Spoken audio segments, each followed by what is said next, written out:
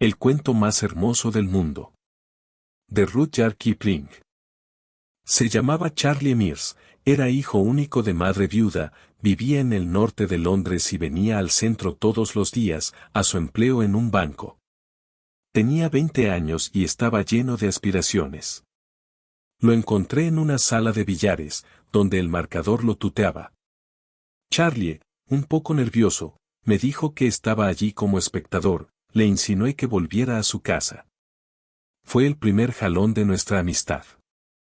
En vez de perder tiempo en las calles con los amigos, solía visitarme, de tarde, hablando de sí mismo, como corresponde a los jóvenes, no tardó en confiarme sus aspiraciones, eran literarias. Quería forjarse un nombre inmortal, sobre todo a fuerza de poemas, aunque no desdeñaba mandar cuentos de amor y de muerte a los diarios de la tarde. Fue mi destino estar inmóvil mientras Charlie Mears leía composiciones de muchos centenares de versos y abultados fragmentos de tragedias que, sin duda, conmoverían el mundo. Mi premio era su confianza total. Las confesiones y problemas de un joven son casi tan sagrados como los de una niña. Charlie nunca se había enamorado, pero deseaba enamorarse en la primera oportunidad. Creía en todas las cosas buenas y en todas las cosas honrosas, pero no me dejaba olvidar que era un hombre de mundo. Como cualquier empleado de banco que gana 25 chelines por semana. Rimaba, amor y dolor, bella y estrella, candorosamente, seguro de la novedad de esas rimas. Tapaba con apresuradas disculpas y descripciones los grandes huecos incómodos de sus dramas, y seguía adelante, viendo con tanta claridad lo que pensaba hacer, que lo consideraba ya hecho, y esperaba mi aplauso. Me parece que su madre no lo alentaba, sé que su mesa de trabajo era un ángulo de lavabo. Esto me lo contó casi al principio, cuando saqueaba mi biblioteca y poco antes de suplicarme que le dijera la verdad sobre sus esperanzas de escribir algo realmente grande, usted sabe. Quizá lo alenté demasiado, porque una tarde vino a verme, con los ojos llameantes, y me dijo, trémulo: ¿A usted no le molesta? ¿Puedo quedarme aquí y escribir toda la tarde? No lo molestaré, le prometo. En casa de mi madre no tengo donde escribir. ¿Qué pasa? Pregunté, aunque lo sabía muy bien. Tengo una idea en la cabeza, que puede convertirse en el mejor cuento del mundo. Déjeme escribirlo aquí. Es una idea espléndida. Imposible resistir. Le preparé una mesa, apenas me agradeció y se puso a trabajar enseguida. Durante media hora la pluma corrió sin parar. Charlie suspiró. La pluma corrió más despacio, las tachaduras se multiplicaron, la escritura cesó.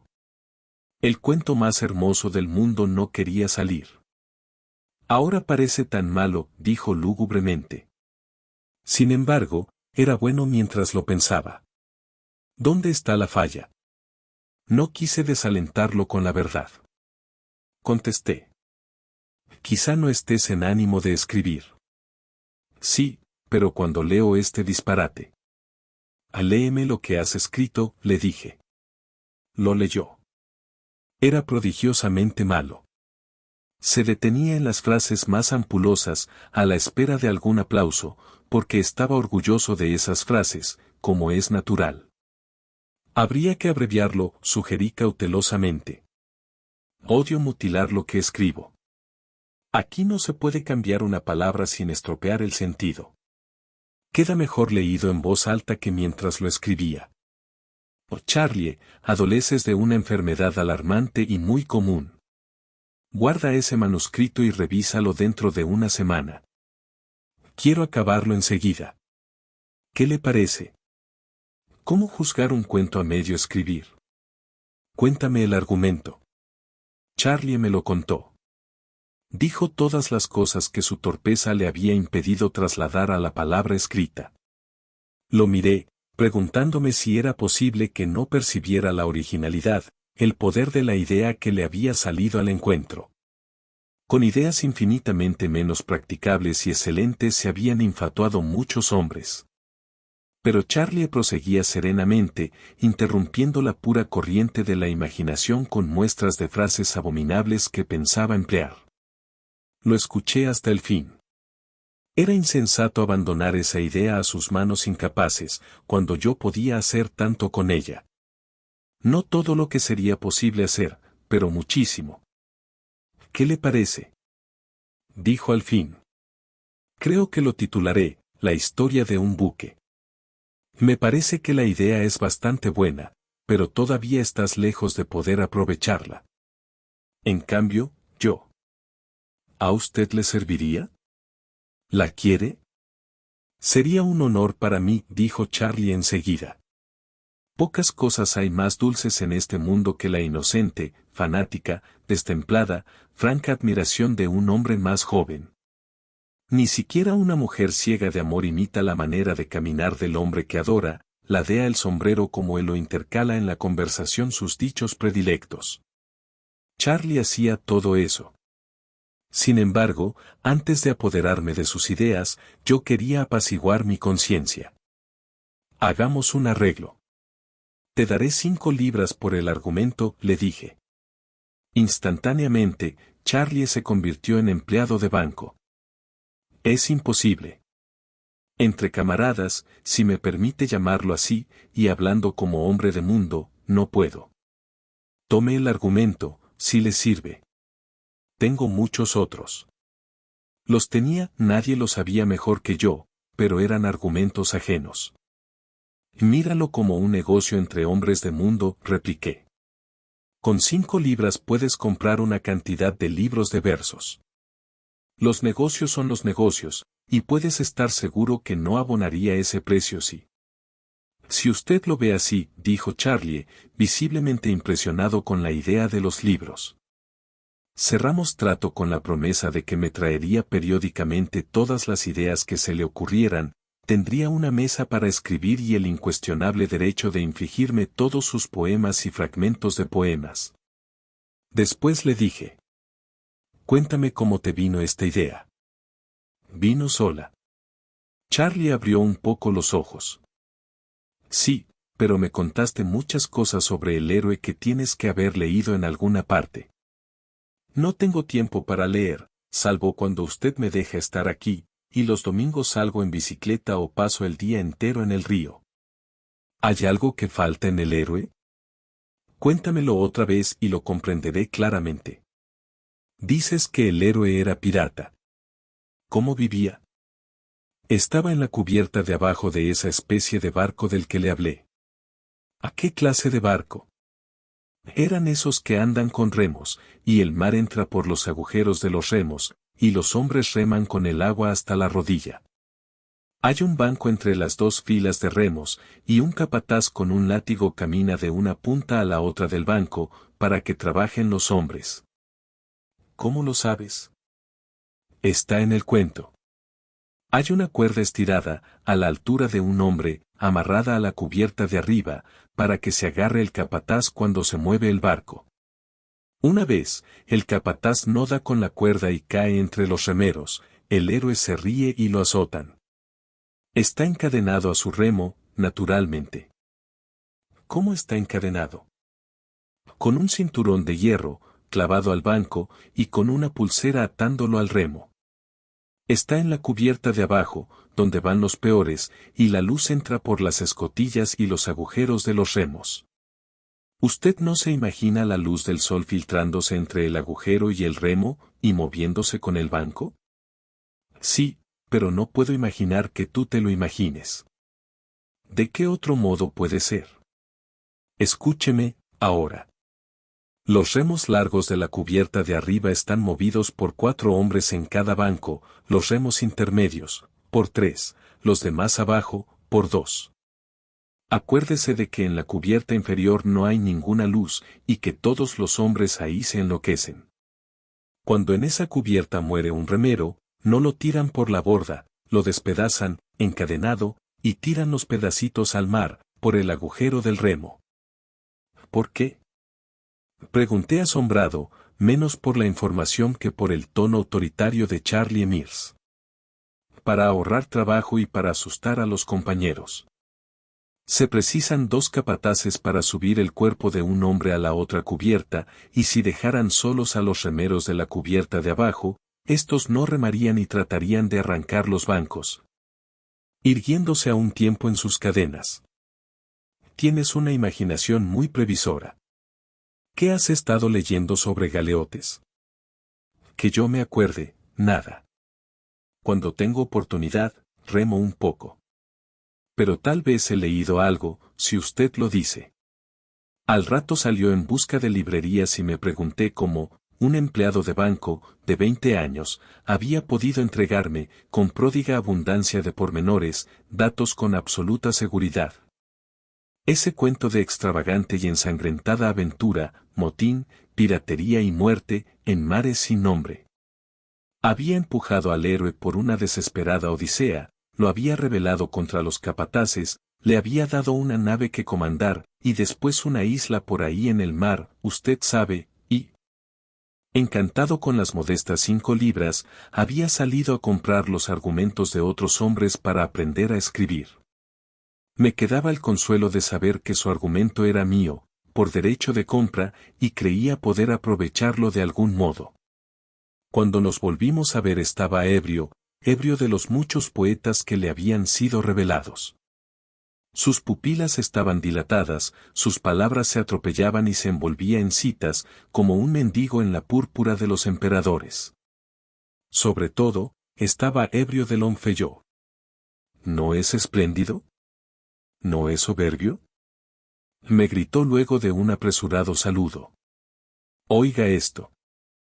¿Quieres, preguntó el timonel, saber el secreto del mar? Solo quienes afrontan sus peligros comprenden su misterio. Demonios. Solo quienes afrontan sus peligros comprenden su misterio, repitió 20 veces, caminando de un lado a otro, olvidándome. Encontrarán al final los versos en inglés. Pero yo también puedo comprenderlo, dijo, no sé cómo agradecerle las 5 libras.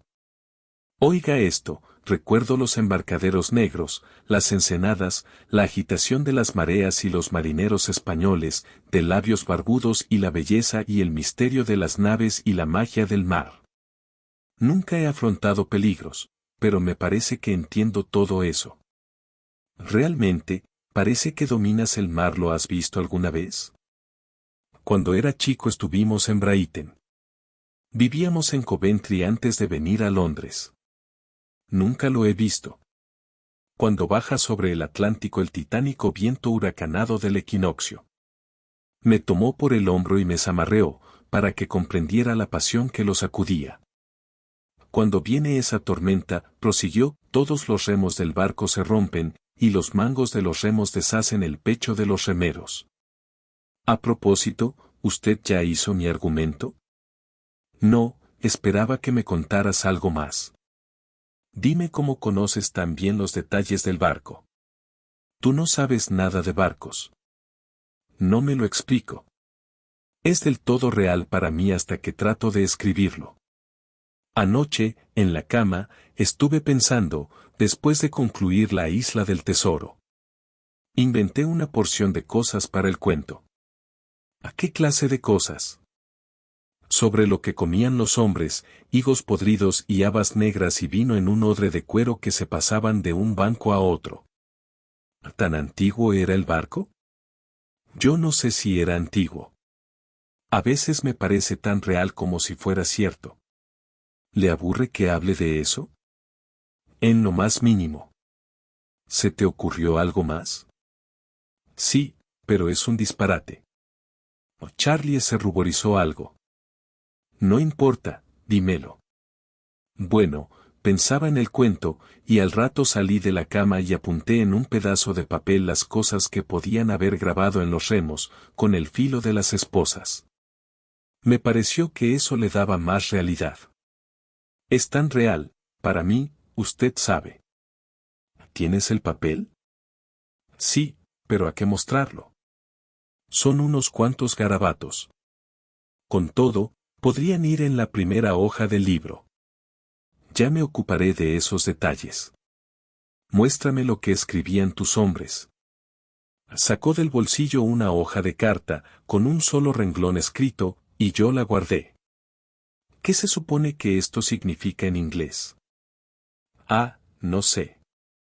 Yo pensé que podía significar, estoy cansadísimo. Es absurdo, repitió, pero esas personas del barco me parecen tan reales como nosotros. Escriba pronto el cuento, me gustaría verlo publicado. Pero todas las cosas que me has dicho darían un libro muy extenso. Hágalo, entonces. No tiene más que sentarse y escribirlo. Dame tiempo. ¿No tienes más ideas? Por ahora, no. Estoy leyendo todos los libros que compré. Son espléndidos. Cuando se fue, miré la hoja de papel con la inscripción. Después, pero me pareció que no hubo transición entre salir de casa y encontrarme discutiendo con un policía ante una puerta llamada entrada prohibida en un corredor del Museo Británico. Lo que yo exigía, con toda la cortesía posible, era el hombre de las antigüedades griegas. El policía todo lo ignoraba, salvo el reglamento del museo, y fue necesario explorar todos los pabellones y escritorios del edificio. Un señor de edad interrumpió su almuerzo y puso término a mi busca tomando la hoja de papel entre el pulgar y el índice, y mirándola con desdén. ¿Qué significa esto? Veamos, dijo, si no me engaño es un texto en griego sumamente corrompido, redactado por alguien, aquí me clavó los ojos, extraordinariamente iletrado. Leyó con lentitud. Palek, Erckmann, Tauchins, Henniker, 4 nombres que me son familiares.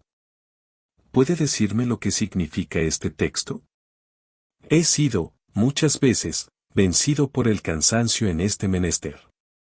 Eso es lo que significa. Me devolvió el papel, huí sin una palabra de agradecimiento, de explicación o de disculpa. Mi distracción era perdonable.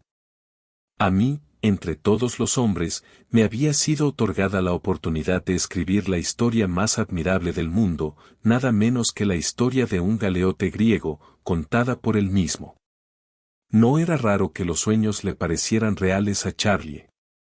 Las parcas, tan cuidadosas en cerrar las puertas de cada vida sucesiva, se habían distraído esta vez, y Charlie miró, aunque no lo sabía, lo que a nadie le había sido permitido mirar, con plena visión, desde que empezó el tiempo. Ignoraba enteramente el conocimiento que me había vendido por 5 libras, y perseveraría en esa ignorancia, porque los empleados de banco no comprenden la mente en psicosis. Y una buena educación comercial no incluye el conocimiento del griego. Me suministraría, aquí bailé, entre los mudos dioses egipcios, y me reí en sus caras mutiladas, materiales que darían certidumbre a mi cuento. Una certidumbre tan grande que el mundo lo recibiría como una insolente y artificiosa ficción. Y yo, solo yo sabría que era absoluta y literalmente cierto. Esa joya estaba en mi mano para que yo la puliera y cortara. Volví a bailar entre los dioses del patio egipcio, hasta que un policía me vio y empezó a acercarse. Solo había que alentar la conversación de Charlie, y eso no era difícil, pero había olvidado los malditos libros de versos. Volvía, inútil como un fonógrafo recargado, ebrio de Byron, de Shelley o de Keats. Sabiendo lo que el muchacho había sido en sus vidas anteriores, y desesperadamente ansioso de no perder una palabra de su charla, no pude ocultarle mi respeto y mi interés. Los tomó como respeto por el alma actual de Charlie Mears, para quien la vida era tan nueva como lo fue para Adán, y como interés por sus lecturas, casi agotó mi paciencia, recitando versos, no suyos sino ajenos. Llegué a desear que todos los poetas ingleses desaparecieran de la memoria de los hombres. Calumnié las glorias más puras de la poesía porque desviaban a Charlie de la narración directa y lo estimulaban a la imitación. Pero sofrené mi impaciencia hasta que se agotó el ímpetu inicial de entusiasmo y el muchacho volvió a los sueños. ¿Para qué le voy a contar lo que yo pienso, cuando esos tipos escribieron para Los Ángeles? Exclamó una tarde. ¿Por qué no escribe algo así? Creo que no te portas muy bien conmigo, dije conteniéndome. Ya le di el argumento, dijo con sequedad, prosiguiendo la lectura de Byron. Pero quiero detalles. Esas cosas que invento sobre ese maldito barco que usted llama galera son facilísimas. Usted mismo puede inventarlas. Suba un poco la llama, quiero seguir leyendo. Le hubiera roto en la cabeza la lámpara del gas. Yo podría inventar si supiera lo que Charlie ignoraba que sabía. Pero como detrás de mí estaban cerradas las puertas, tenía que aceptar sus caprichos y mantener despierto su buen humor. Una distracción momentánea podía estorbar una preciosa revelación. A veces dejaba los libros, los guardaba en mi casa, porque a su madre le hubiera escandalizado el gasto de dinero que representaban, y se perdía en sueños marinos. De nuevo maldije a todos los poetas de Inglaterra. La mente plástica del empleado de banco estaba recargada, coloreada y deformada por las lecturas. Y el resultado era una red confusa de voces ajenas como el zumbido múltiple de un teléfono de una oficina en la hora más atareada. Hablaba de la galera, de su propia galera, aunque no lo sabía, con imágenes de la novia de Abidos. Subrayaba las aventuras del héroe con citas del corsario y agregaba desesperadas y profundas reflexiones morales de Caín y de Manfredo, esperando que yo las aprovechara. Solo cuando hablábamos de Longfellow esos remolinos se enmudecían, y yo sabía que Charlie decía la verdad, tal como la recordaba. ¿Esto qué te parece? Le dije una tarde en cuanto comprendí el ambiente más favorable para su memoria, y antes de que protestara le leí casi íntegra la saga del rey Olaf. Escuchaba atónito, golpeando con los dedos el respaldo del sofá, hasta que llegué a la canción de Einar Tamberskelver y a la estrofa. Einar, sacando la flecha de la cuerda que ya no tensaba, dijo: «Era Noruega lo que se quebraba bajo tu mano, oh rey». Se estremeció de puro deleite verbal. ¿Es un poco mejor que Byron?, aventuré. Mejor. Es cierto. ¿Cómo lo sabría Longfellow? Repetí una estrofa anterior. ¿A qué fue eso?, dijo Olaf, erguido en el puente de mando. Oí algo como el estruendo de un barco destrozado al encallar. ¿Cómo podía saber cómo los barcos se destrozan, y los remos saltan y hacen zap zap zap contra la costa? Anoche apenas. Pero siga leyendo, por favor, quiero volver a oír de Skerry of Swix. No, estoy cansado. Hablemos. ¿Qué es lo que sucedió anoche? Tuve un sueño terrible sobre esa galera nuestra. Soñé que me ahogaba en una batalla. Abordamos otro barco, en un puerto. El agua estaba muerta, salvo donde la golpeaban los remos. ¿Usted sabe cuál es mi sitio en la galera? Al principio hablaba con vacilación, bajo un hermoso temor inglés de que se rieran de él. No, es una novedad para mí, respondí humildemente, y ya me latía el corazón. El cuarto remo a la derecha, a partir de la proa, en la cubierta de arriba. Éramos 4 en ese remo, todos encadenados. Me recuerdo mirando el agua y tratando de sacarme las esposas antes de que empezaran la pelea. Luego nos arrimamos al otro barco, y quedé inmóvil, con los 3 compañeros encima y el remo grande atravesado sobre nuestras espaldas. Ahí. Los ojos de Charlie estaban encendidos y vivos. Miraba la pared, detrás de mi asiento. No sé cómo peleamos. Los hombres me pisoteaban la espalda y yo estaba quieto. Luego, nuestros remeros de la izquierda, atados a sus remos, ya sabe, gritaron y empezaron a remar hacia atrás. Oía el chirrido del agua, giramos como un escarabajo y comprendí, sin necesidad de ver, que una galera iba a embestirnos con el espolón, por el lado izquierdo. Apenas pude levantar la cabeza y ver su velamen sobre la borda. Queríamos recibirla con la proa, pero era muy tarde. Solo pudimos girar un poco, porque el barco de la derecha se nos había enganchado y nos detenía. Entonces vino el choque. Los remos de la izquierda se rompieron cuando el otro barco, el que se movía, les metió la proa. Los remos de la cubierta de abajo reventaron las tablas del piso, con el cabo para arriba, y uno de ellos vino a caer cerca de mi cabeza. ¿Cómo sucedió eso? La proa de la galera que se movía los empujaba para adentro y había un estruendo ensordecedor en las cubiertas inferiores. El espolón nos agarró por el medio y nos ladeamos, y los hombres de la otra galera desengancharon los garfios y las amarras, y tiraron cosas en la cubierta de arriba, flechas, alquitrán ardiendo o algo que quemaba. Y nos empinamos, más y más, por el lado izquierdo, y el derecho se sumergió, y di vuelta la cabeza y vi el agua inmóvil cuando sobrepasó la borda, y luego se curvó y derrumbó sobre nosotros. Y recibí el golpe en la espalda, y me desperté. Un momento, Charlie. Cuando el mar sobrepasó la borda, ¿qué parecía? Tenía mis razones para preguntarlo. Un conocido mío había naufragado una vez en un mar en calma y había visto el agua horizontal detenerse un segundo antes de caer en la cubierta. Parecía una cuerda de violín, tirante, y parecía durar siglos, dijo Charlie. Precisamente. El otro había dicho, parecía un hilo de plata estirado sobre la borda, y pensé que nunca iba a romperse. Había pagado con todo, salvo la vida, esa partícula de conocimiento, y yo había atravesado 10.000 leguas para encontrarlo y para recoger ese dato ajeno. Pero Charlie, con sus 25 chelines semanales, con su vida reglamentaria y urbana, lo sabía muy bien. No era consuelo para mí que una vez en sus vidas hubiera tenido que morir para aprenderlo. Yo también debí morir muchas veces, pero detrás de mí, para que no empleara mi conocimiento, habían cerrado las puertas. ¿Y entonces? Dije tratando de alejar el demonio de la envidia. Lo más raro, sin embargo, es que todo ese estruendo no me causaba miedo ni asombro. Me parecía haber estado en muchas batallas, porque así se lo repetía mi compañero. Pero el canalla del capataz no quería desatarnos las cadenas y darnos una oportunidad de salvación. Siempre decía que nos daría la libertad después de una batalla.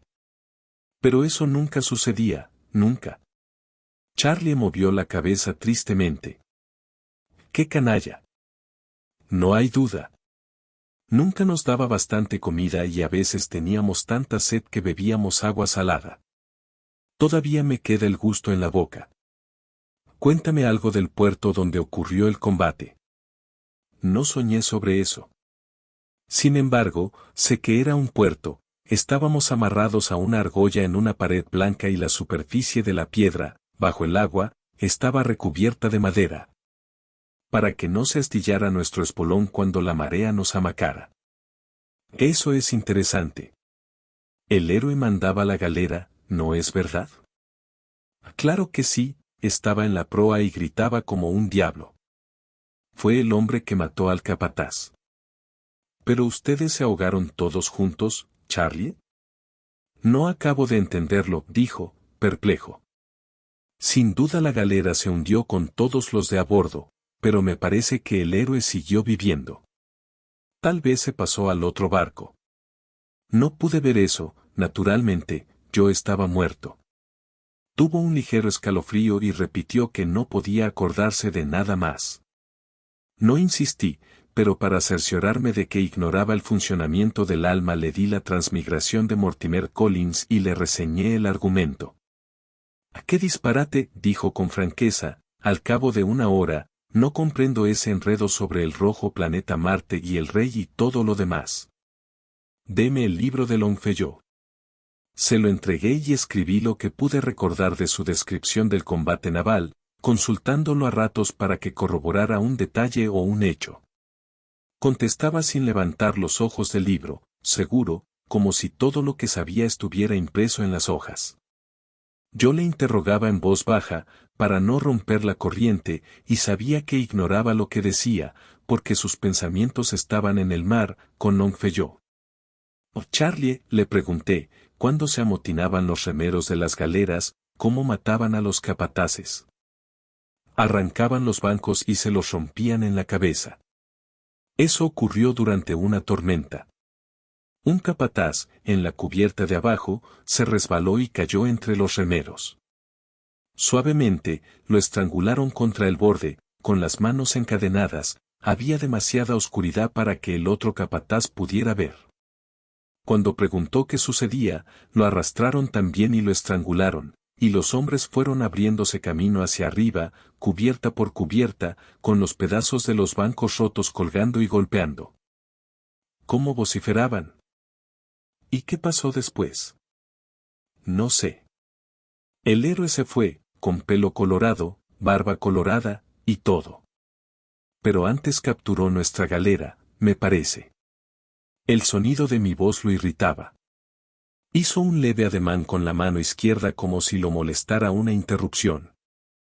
¿No me habías dicho que tenía el pelo colorado, o que capturó la galera? Dije al cabo de un rato. Charlie no alzó los ojos. Era rojo como un oso rojo, dijo distraído. Venía del norte, así lo dijeron en la galera cuando pidió remeros, no esclavos, hombres libres. Después, años y años después, otro barco nos trajo noticias suyas, o él volvió. Sus labios se movían en silencio. Repetía, absorto, el poema que tenía ante sus ojos. ¿Dónde había ido? Casi lo dije en un susurro, para que la frase llegara con suavidad a la sección del cerebro de Charlie que trabajaba para mí. A las playas, las largas y prodigiosas playas, respondió al cabo de un minuto. ¿A Furdurstrandi? Pregunté, temblando de pies a cabeza. Si a Furdurstrandi, pronunció la palabra de un modo nuevo, y vi también. La voz se le apagó. ¿Sabes lo que has dicho? Grité con imprudencia. Levantó los ojos, despierto. No, dijo secamente. Déjeme leer en paz. Oiga esto.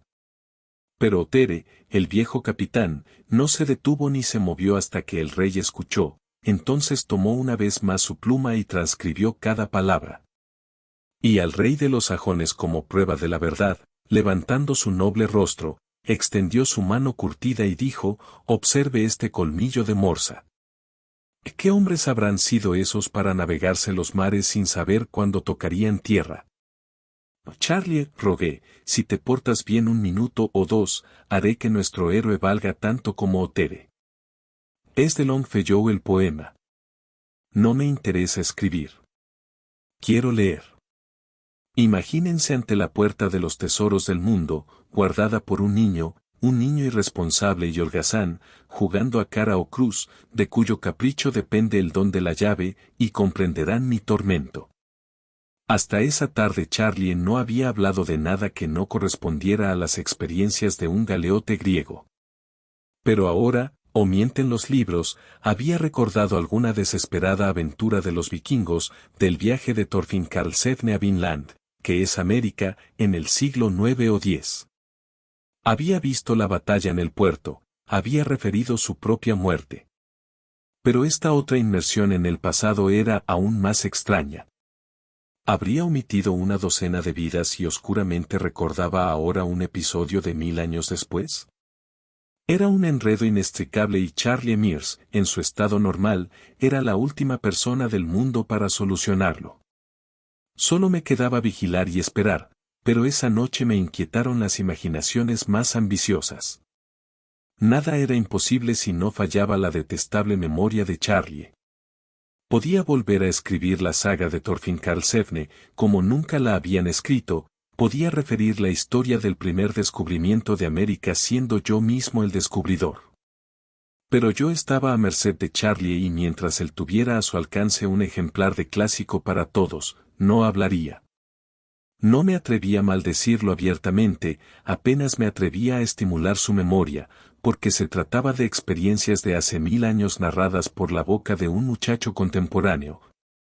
Y a un muchacho lo afectan todos los cambios de opinión y aunque quiera decir la verdad tiene que mentir.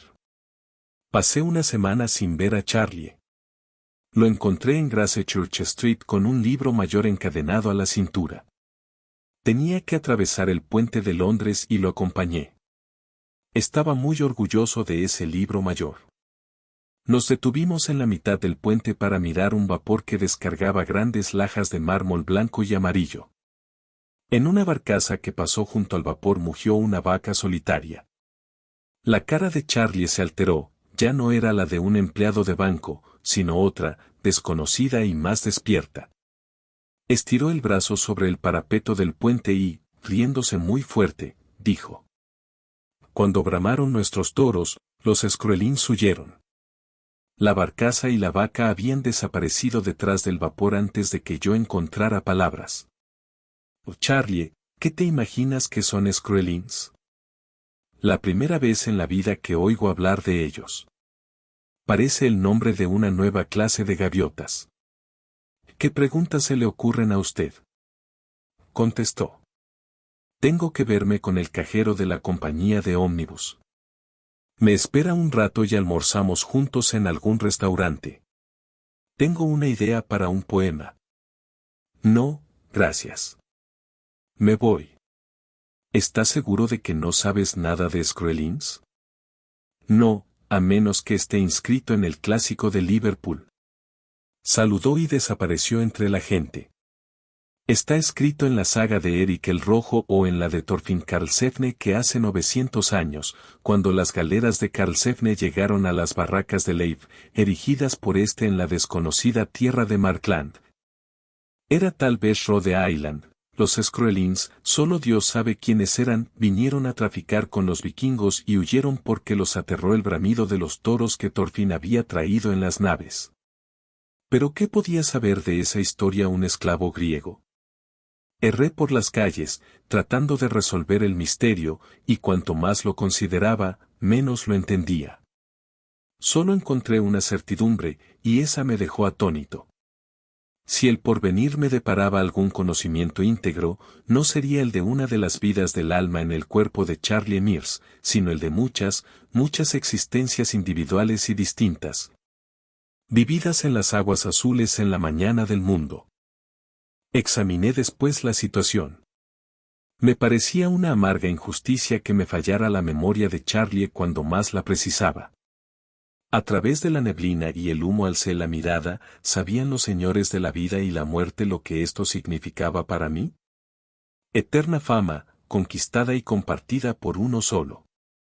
Me contentaría, recordando a Clive, mi propia moderación me asombró con el mero derecho de escribir un solo cuento, de añadir una pequeña contribución a la literatura frívola de la época. Si a Charlie le permitieran 1 hora, 60 pobres minutos de perfecta memoria de existencias que habían abarcado 1000 años, yo renunciaría a todo el provecho y la gloria que podría valerme su confesión. No participaría en la agitación que sobrevendría en aquel rincón de la tierra que se llama el mundo. La historia se publicaría anónimamente. Haría creer a otros hombres que ellos la habían escrito. Ellos alquilarían ingleses de cuello duro para que la vociferaran al mundo. Los moralistas fundarían una nueva ética, jurando que habían apartado de los hombres el temor de la muerte. Todos los orientalistas de Europa la apadrinarían verbosamente, con textos en pali y sánscrito. Atroces mujeres inventarían impuras variantes de los dogmas que profesarían los hombres, para instrucción de sus hermanas. Disputarían las iglesias y sus religiones. Al subir a un ómnibus preví las polémicas de media docena de sectas, igualmente fieles a la doctrina de la verdadera mente en psicosis en sus aplicaciones a la nueva era y al universo. Y vi también a los decentes diarios ingleses dispersándose, como hacienda espantada, ante la perfecta simplicidad de mi cuento. La imaginación recorrió 100, 200, 1000 años de futuro. Vi con pesar que los hombres mutilarían y pervertirían tal historia, que las sectas rivales la deformarían hasta que el mundo occidental, aferrado al temor de la muerte y no a la esperanza de la vida, la descartaría como una superstición interesante y se entregaría a alguna fe tan olvidada que pareciera nueva. Entonces modifiqué los términos de mi pacto con los señores de la vida y la muerte. Que me dejaran saber, que me dejaran escribir esa historia, con la conciencia de registrar la verdad, y sacrificaría el manuscrito y lo quemaría. 5 minutos después de redactada la última línea, lo quemaría. Pero que me dejaran escribirlo, con entera confianza. No hubo respuesta. Los violentos colores de un aviso del casino me impresionaron. ¿No convendría poner a Charlie en manos de un hipnotizador? ¿Hablaría de sus vidas pasadas? Pero Charlie se asustaría de la publicidad, o ésta lo haría intolerable. Mentiría por vanidad o por miedo. Estaría seguro en mis manos.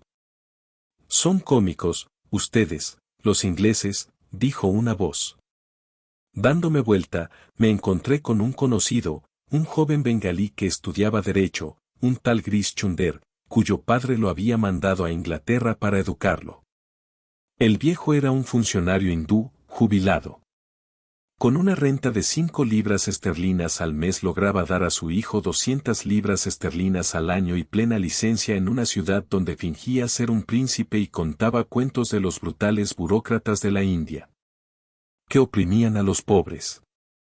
Grish Chunder era un joven y obeso bengalí, escrupulosamente vestido de levita y pantalón claro, con sombrero alto y guantes amarillos.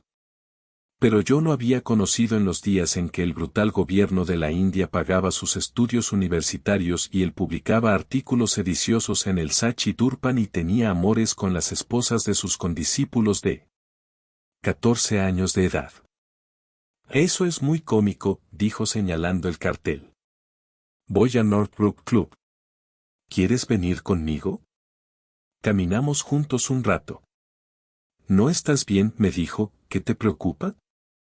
Estás silencioso. Grish Chunder, eres demasiado culto para creer en Dios, ¿no es verdad? Aquí sí. Pero cuando vuelva tendré que propiciar las supersticiones populares y cumplir ceremonias de purificación, y mis esposas ungirán ídolos. Y adornarán con tulsi y celebrarán el purohit, y te reintegrarán en la casta y otra vez harán de ti, libre pensador avanzado, un buen kutri. Y comerás comida desi, y todo te gustará, desde el olor del patio hasta el aceite de mostaza en tu cuerpo. Me gustará muchísimo, dijo con franqueza Grish Chunder. Una vez hindú, siempre hindú. Pero me gusta saber lo que los ingleses piensan que saben. Te contaré una cosa que un inglés sabe. Para ti es una vieja historia.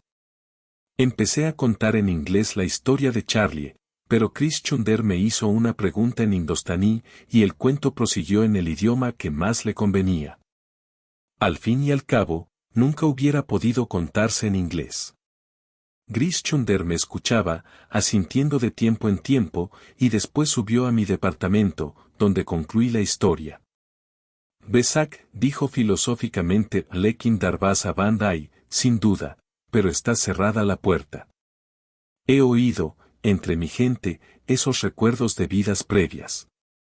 Es una vieja historia entre nosotros, pero que le suceda a un inglés, a un lek lleno de carne de vaca, un descastado. Por Dios, esto es rarísimo. Más descastado serás tú, Grish Chunder.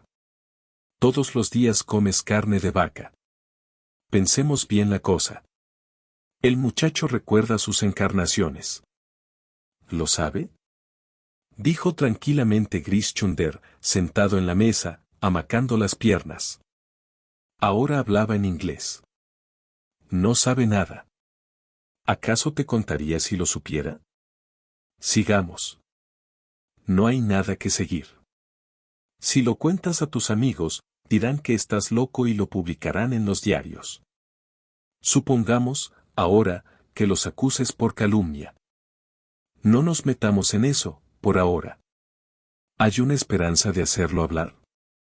Hay una esperanza.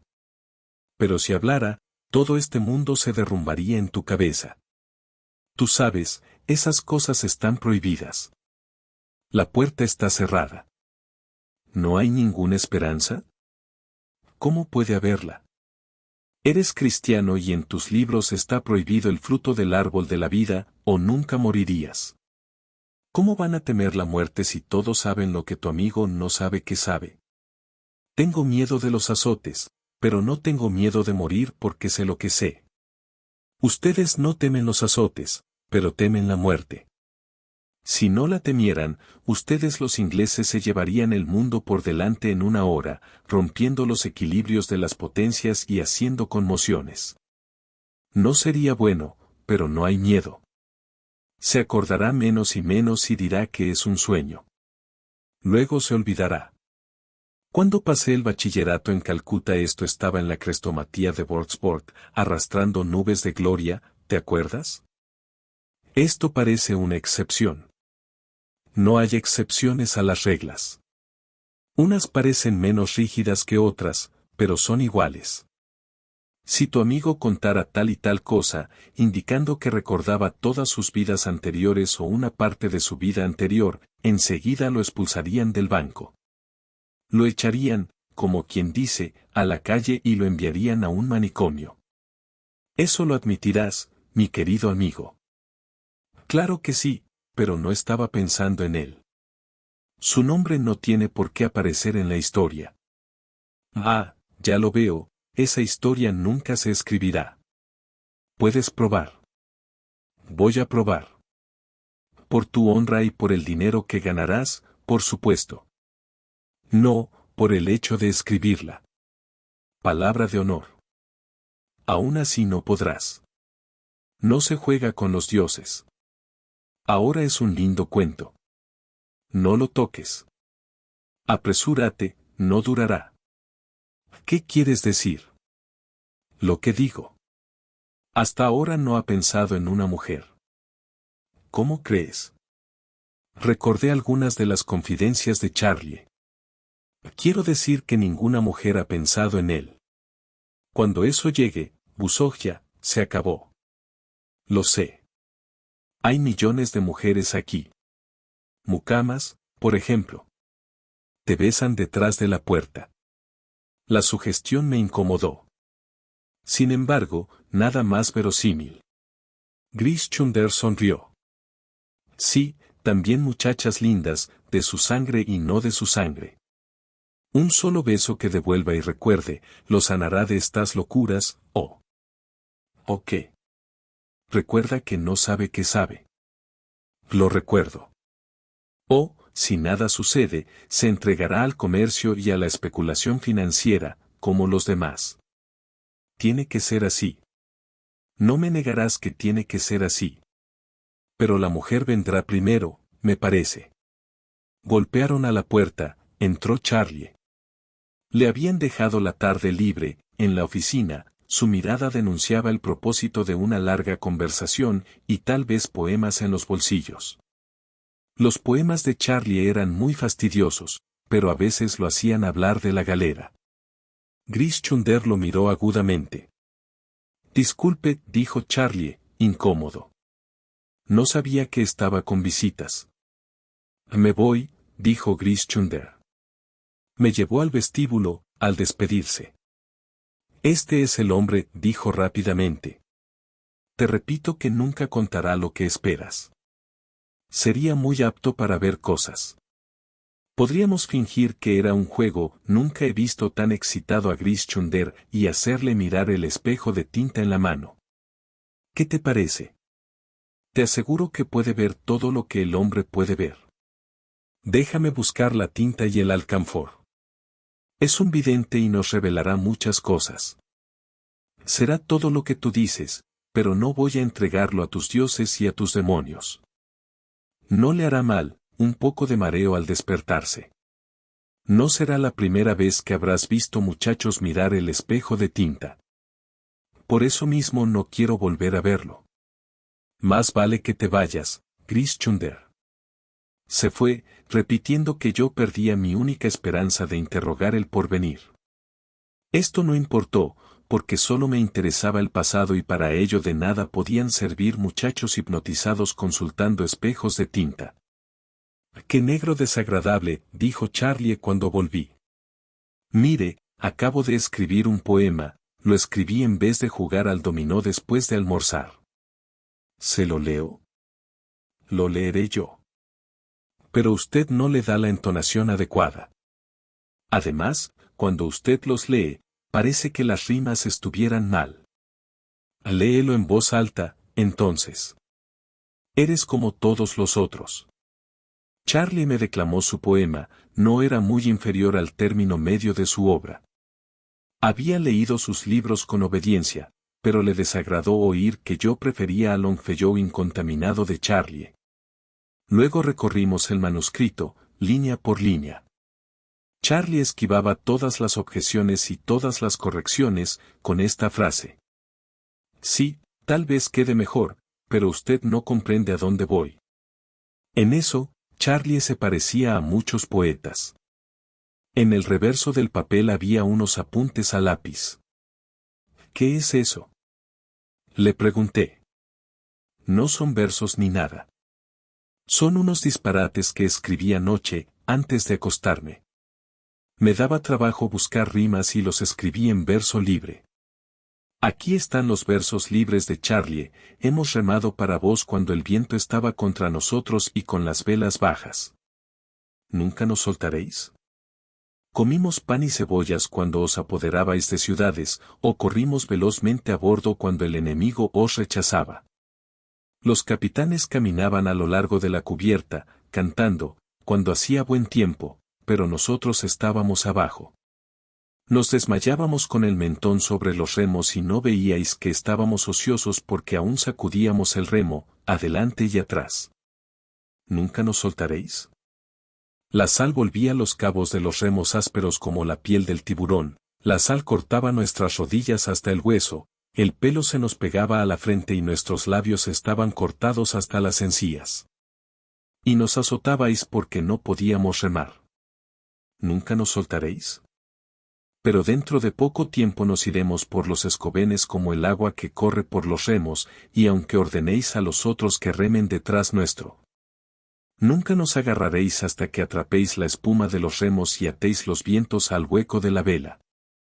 ¡Ao! Nunca nos soltaréis. Algo así podrían cantar en la galera, usted sabe. ¿Nunca va a concluir ese cuento y darme parte de las ganancias? Depende de ti. Si desde el principio me hubieras hablado un poco más del héroe, ya estaría concluido. Eres tan impreciso. Solo quiero darle la idea general, el andar de un lado para otro, y las peleas, y lo demás. ¿Usted no puede suplir lo que falta? Hacer que el héroe salve de los piratas a una muchacha y se case con ella o algo por el estilo. Eres un colaborador realmente precioso. Supongo que al héroe le ocurrieron algunas aventuras antes de casarse. Bueno, hágalo un tipo muy hábil, una especie de canalla, que ande haciendo tratados y rompiéndolos, un hombre de pelo negro que se oculte detrás del mástil en las batallas. Los otros días dijiste que tenía el pelo colorado. No puedo haber dicho eso. Hágalo moreno, por supuesto.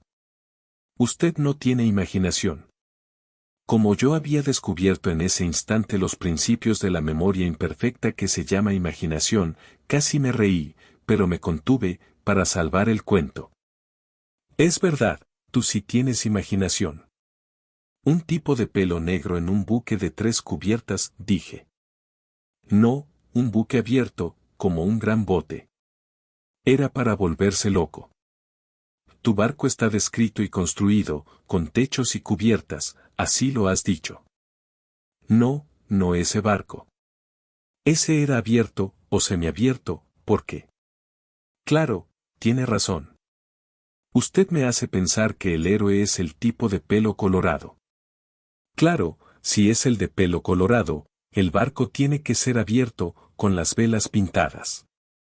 Ahora se acordará, pensé, que ha trabajado en 2 galeras, una griega, de 3 cubiertas, bajo el mando del canalla de pelo negro, otra, un dragón abierto de vikingo, bajo el mando del hombre rojo como un oso rojo que arribó a Markland. El diablo me impulsó a hablar. ¿Por qué claro, Charlie? No sé. ¿Usted se está riendo de mí? La corriente había sido rota. Tomé una libreta y fingí hacer muchos apuntes. Da gusto trabajar con un muchacho imaginativo, como tú, dije al rato. Es realmente admirable cómo has definido el carácter del héroe. ¿Le parece? Contestó ruborizándose. A veces me digo que valgo más de lo que mi ma. De lo que la gente piensa. Vales muchísimo. Entonces, ¿puedo mandar un artículo sobre costumbres de los empleados de banco al Titbits y ganar una libra esterlina de premio? No era, precisamente, lo que quería decir. Quizá valdría más esperar un poco y adelantar el cuento de la galera. Sí, pero no llevará mi firma. Titbits publicará mi nombre y mi dirección, si gano. ¿De qué se ríe? Claro que los publicarían. Ya sé. ¿Por qué no vas a dar una vuelta? Quiero revisar las notas de nuestro cuento. Este vituperable joven que se había ido, algo ofendido y desalentado, había sido tal vez remero de Largos, innegablemente, esclavo o compañero de Thorfinn Karlsefne. Por eso le interesaban profundamente los concursos de Titbits. Recordando lo que me había dicho Gris Chunder, me reí fuerte. Los señores de la vida y la muerte nunca permitirían que Charlie Mears hablara plenamente de sus pasados, y para completar su revelación yo tendría que recurrir a mis invenciones precarias. Mientras él hacía su artículo sobre empleados de banco. Reuní mis notas, las leí, el resultado no era satisfactorio. Volví a releerlas. No había nada que no hubiera podido extraerse de libros ajenos, salvo quizá la historia de la batalla en el puerto. Las aventuras de un vikingo habían sido noveladas ya muchas veces, la historia de un galeote griego tampoco era nueva y, aunque yo escribiera las dos, ¿quién podría confirmar o impugnar la veracidad de los detalles? Tanto me valdría redactar un cuento del porvenir. Los señores de la vida y la muerte eran tan astutos como lo había insinuado Gris Chunder. No dejarían pasar nada que pudiera inquietar o apaciguar el ánimo de los hombres. Aunque estaba convencido de eso, no podía abandonar el cuento. El entusiasmo alternaba con la depresión, no una vez sino muchas en las siguientes semanas. Mi ánimo variaba con el sol de marzo y con las nubes indecisas. De noche, o en la belleza de una mañana de primavera, creía poder escribir esa historia y conmover a los continentes. En los atardeceres lluviosos percibí que podría escribirse el cuento, pero que no sería otra cosa que una pieza de museo apócrifa, con falsa pátina y falsa herrumbre. Entonces maldije a Charlie de muchos modos, aunque la culpa no era suya. Parecía muy atareado en certámenes literarios. Cada semana lo veía menos a medida que la primavera inquietaba la tierra. No le interesaban los libros ni el hablar de ellos y había un nuevo aplomo en su voz. Cuando nos encontrábamos, yo no proponía el tema de la galera, era Charlie el que lo iniciaba, siempre pensando en el dinero que podría producir su escritura. Creo que merezco a lo menos el 25%, dijo con hermosa franqueza. He suministrado todas las ideas, ¿no es cierto? Esa avidez era nueva en su carácter. Imaginé que la había adquirido en la City, que había empezado a influir en su acento desagradablemente. Cuando la historia esté concluida, hablaremos. Por ahora, no consigo adelantar. El héroe rojo y el héroe moreno son igualmente difíciles. Estaba sentado junto a la chimenea, mirando las brasas. No veo cuál es la dificultad. Es clarísimo para mí, contestó. Empecemos por las aventuras del héroe rojo, desde que capturó mi barco en el sur y navegó a las playas. Me cuidé muy bien de interrumpirlo. No tenía ni lápiz ni papel, y no me atreví a buscarlos para no cortar la corriente. La voz de Charlie descendió hasta el susurro y refirió la historia de la navegación de una galera hasta Furdurstrandi, de las puestas del sol en el mar abierto vistas bajo la curva de la vela, tarde tras tarde. Cuando el espolón se clavaba en el centro del disco declinante y navegábamos por ese rumbo porque no teníamos otro, dijo Charlie. Habló del desembarco en una isla y de la exploración de sus bosques, donde los marineros mataron a 3 hombres que dormían bajo los pinos. Sus fantasmas, dijo Charlie, siguieron a nado la galera, hasta que los hombres de a bordo echaron suertes y arrojaron al agua a uno de los suyos, para aplacar a los dioses desconocidos que habían ofendido. Cuando escasearon las provisiones se alimentaron de algas marinas y se les hincharon las piernas, y el capitán, el hombre del pelo rojo, mató a 2 remeros amotinados. Y al cabo de un año entre los bosques levaron anclas rumbo a la patria y un incesante viento los condujo con tanta fidelidad que todas las noches dormían. Eso, y mucho más, contó Charlie. A veces era tan baja la voz que las palabras resultaban imperceptibles. Hablaba de su jefe, el hombre rojo, como un pagano habla de su Dios, porque él fue quien los alentaba y los mataba imparcialmente, según más le convenía, y él fue quien empuñó el timón durante 3 noches entre hielo flotante. Cada témpano abarrotado de extrañas fieras que querían navegar con nosotros, dijo Charlie, y las rechazábamos con los remos. Se dio una brasa y el fuego, con un débil crujido, se desplomó atrás de los barrotes. Caramba, dijo con un sobresalto. He mirado el fuego, hasta marearme. ¿Qué iba a decir? Algo sobre la galera. Ahora recuerdo. 25% del beneficio, ¿no es verdad? Lo que quieras, cuando el cuento esté listo. Quería estar seguro. Ahora debo irme, tengo una cita. Me dejó. Menos iluso, habría comprendido que ese entrecortado murmullo junto al fuego era el canto de cisne de Charlie Mears. Lo creí preludio de una revelación total. Al fin burlaría a los señores de la vida y la muerte. Cuando volvió, lo recibí con entusiasmo. Charlie estaba incómodo y nervioso, pero los ojos le brillaban.